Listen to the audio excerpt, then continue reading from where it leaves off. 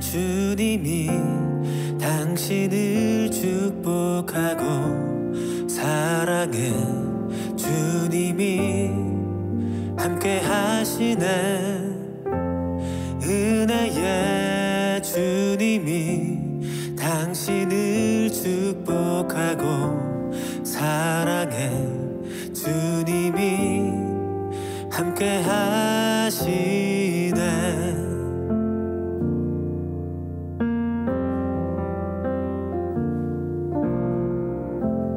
은혜의 주님이 내 삶을 축복하고 사랑해 주님이 함께 하시네 은혜의 주님이 내 삶을 축복하고 사랑해 주님이 함께 하시네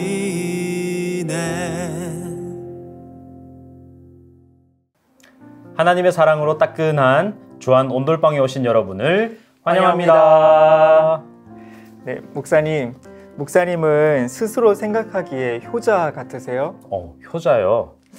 참 어려운 질문인 것 같습니다. 자식된 입장에서 제 입으로 내가 효자다 아니다 라고 말하기는 굉장히 어려운 문제인 것 같고요. 모름지기 효자라고 하는 것은 부모 입장에서 부모의 기준에서 바라보아야 하지 않을까라는 생각이 듭니다. 그럼에도 불구하고 굳이 내가 효자인지 아닌지 한번 말해보자면 효자가 되고 싶은 그러나 여전히 부족한 것이 많은 그런 아들이 아닐까라는 생각이 듭니다.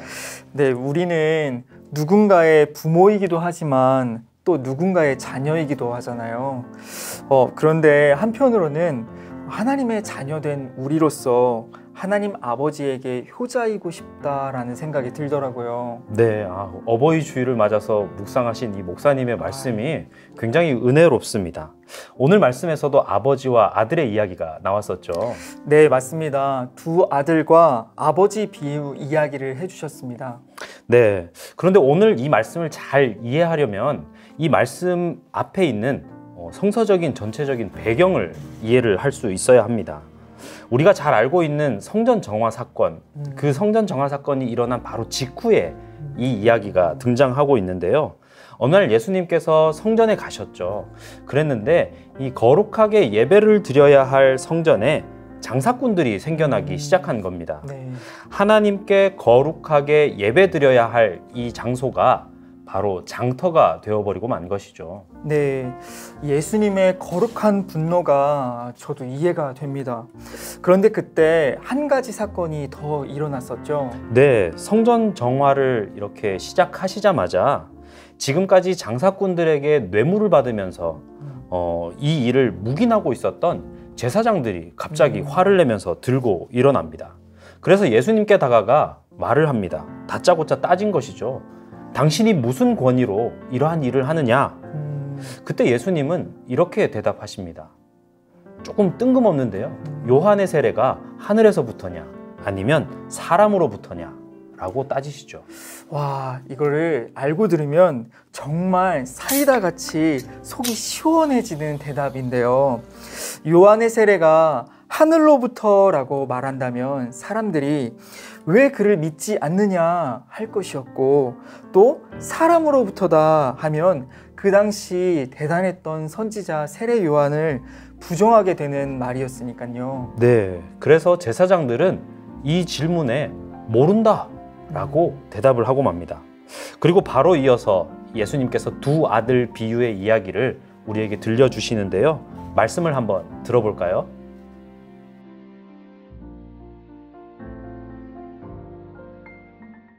먼저 예수님이 지적하신 첫째 아들은 그 당시 종교 지도자들을 지칭하는 것인데, 그들은 율법의 말씀을 잘 알고 있었고 매 안식일마다 하나님께 나와 예배 드리던 사람들이었죠. 율법을, 하나님의 말씀을, 아버지의 말씀을 너무나 잘 아는 사람들이었고, 그래서 그 아버지의 말씀에 늘 네라고 대답하던 사람들이었습니다. 그러나 그들은 실제에 있어서는 하나님 아버지의 말씀을 순종하고 지키기보다는 자신들이 세운 인간적이고 외형적인 전통과 의식을 더 중요시하던 사람들이었습니다. 날마다 주여 주여 외치고 있었고 자기들이 하나님 아버지의 말씀을 가장 열심히 지키는 사람들이라고 큰 소리치고 있었지만 실상은 전혀 그렇지 않았던 것입니다. 그래서 대답은 항상 네라고 했지만 결코 그 말씀에 순종하지 않으므로 사실은 하나님 아버지의 마음을 가장 아프게 했던 사람들이 바로 이들이었습니다. 그 다음에 둘째 아들은 예수님 당시에 세리와 창기들과 같은 죄인 취급을 받던 사람들을 지칭한 것인데 그들은 처음에는 하나님 아버지의 사랑을 거부한 사람들이었습니다. 그들은 하나님 아버지의 뜻대로 살지 않았던 죄인들, 아버지의 명령에 아니요 라고 했던 사람들이었습니다. 그러나 그들은 복음의 말씀이 전해졌을 때에 눈물로 회개하며 하나님께로 나왔죠. 심지어 그들은 하나님 아버지 앞에 나와서 기도할 때에 감히 하늘을 쳐다보지도 못한 채 저는 죄인입니다 라고 울었던 사람들입니다. 말씀을 들으며 고민이 되었습니다. 하나님은 둘째 아들을 좋아하실까? 아니면 첫째 아들을 좋아하실까? 저에게도 큰 고민이 되는 질문인 것 같습니다. 그런데 그래도 둘째 아들이 낫지 않을까요?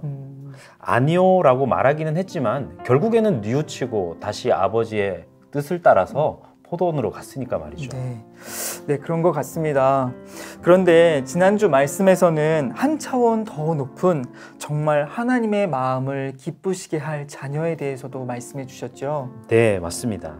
그렇다면 그러한 자녀가 어떤 자녀인지 말씀을 통해서 한번 보겠습니다.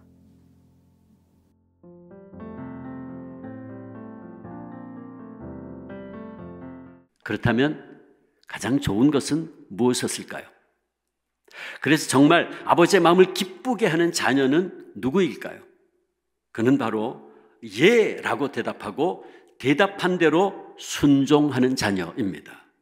성경학자 윌리엄 바클레이는 이 비유를 해석하면서 예수님께서 진정 원하시는 아들은 첫째 아들도 아니요 둘째 아들도 아닌 또 다른 아들, 즉 이 이야기에는 등장하지 않지만 제3의 아들인데 그는 바로 예라고 대답하고 그대로 순종하는 아들이다 라고 말했습니다.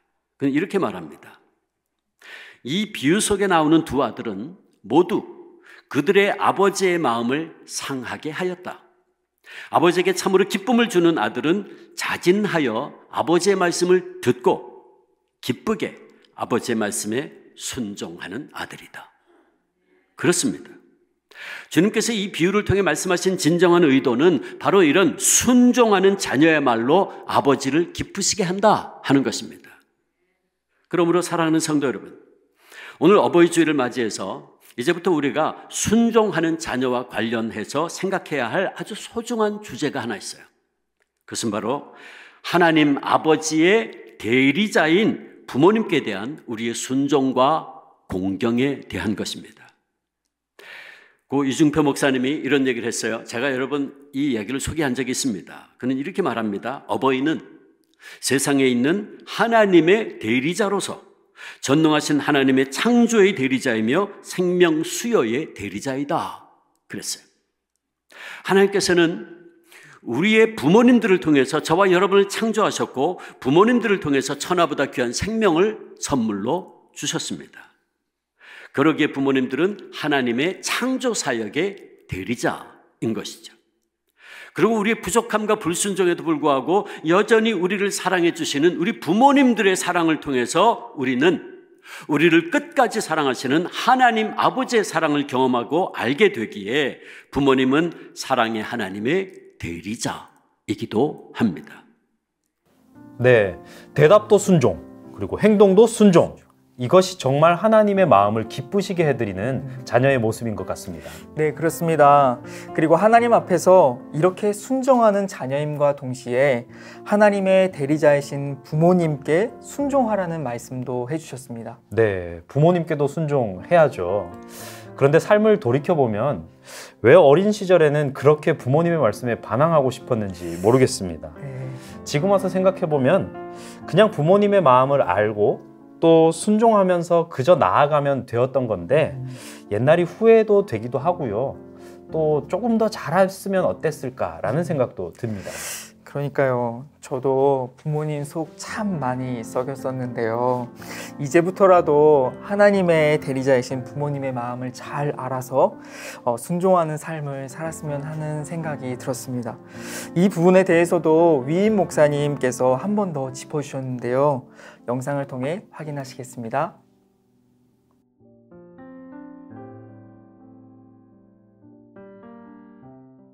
그렇다면 여러분, 우리는 부모님들께 어떻게 순종해야 합니까? 우리가 부모님들께 순종하되 오늘 에베소 말씀을 통해서 말씀하시기를 주 안에서 순종하라 말씀했어요. 주 안에서 너희 부모에게 순종하라.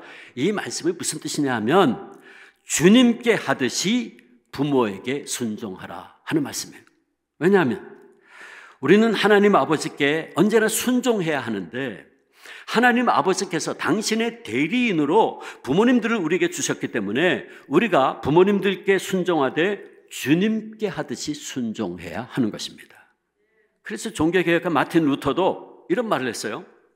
하나님께서 부모를 하나님의 대리자로 세워주셨기 때문에 부모에게 순종해야 된다라고 가르쳤어요. 그 다음에 또 한 가지 우리가 깨달아야 할 것은 순종과 공경은 따로 뗄래야 뗄 수 없는 관계에 있다는 사실이에요. 어버이에게 순종하는 사람이 곧 부모를 공경하는 사람입니다. 또 부모를 공경하는 사람은 부모에게 순종하지 않을 수 없어요. 부모를 공경하기에 자연히 그분들의 뜻에 순종하게 되는 것이죠.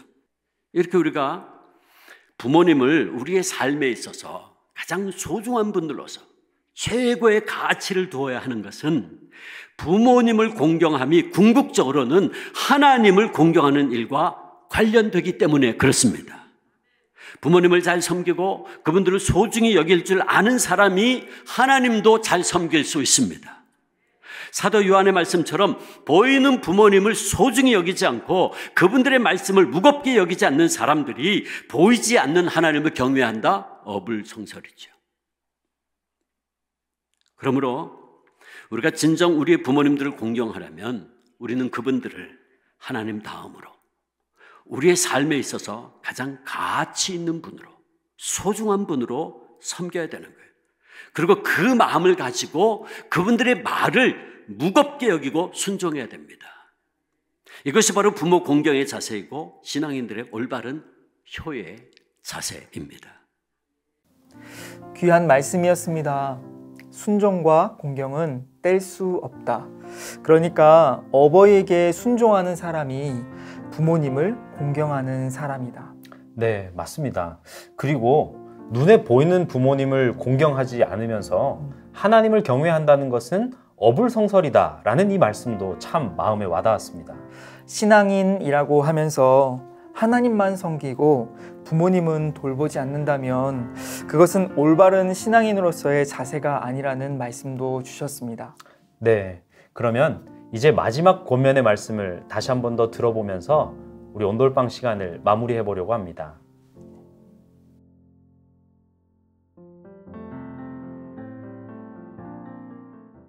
사랑하는 성도 여러분, 이 시간 주님께서는 오늘 우리에게 바로 예라고 적극적으로 대답하고 대답한 대로 순종함으로 부모를 공경하는 제3의 자녀들이 되기를 원하고 계십니다.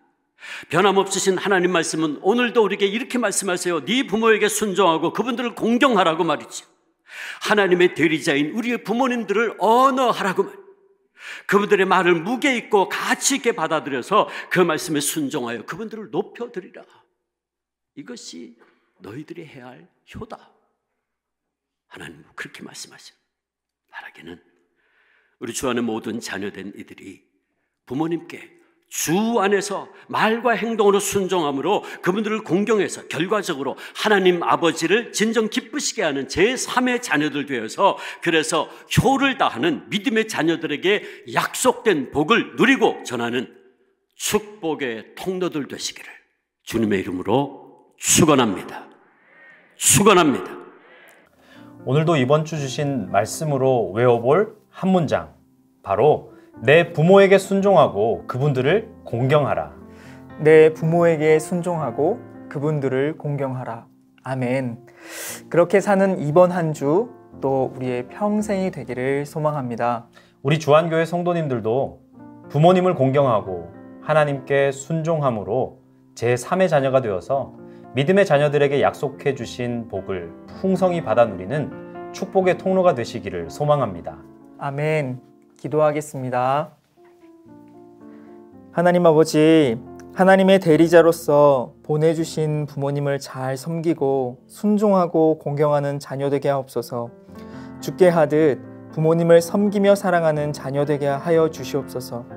또한 주님이 말씀하실 때 네 주님이라고 대답하며 순종하며 나아가는 주님의 자녀 되기를 원하오니 우리가 그러한 순종의 삶을 살 수 있도록 우리를 인도하여 주시옵소서.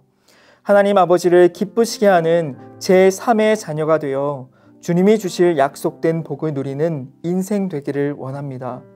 우리를 축복의 통로 삼아 주시옵소서. 감사드리며 예수님의 이름으로 기도드립니다. 아멘. 구역 식구들과 다음의 질문을 함께 나누어 보세요. 부모님을 생각하면 어떤 마음이 드시나요? 부모님께 순종했을 때 하나님께서 내려주신 복을 받았던 경험이 있으신가요? 구역원들과 함께 내 부모에게 순종하고 그분들을 공경하라를 외워보세요.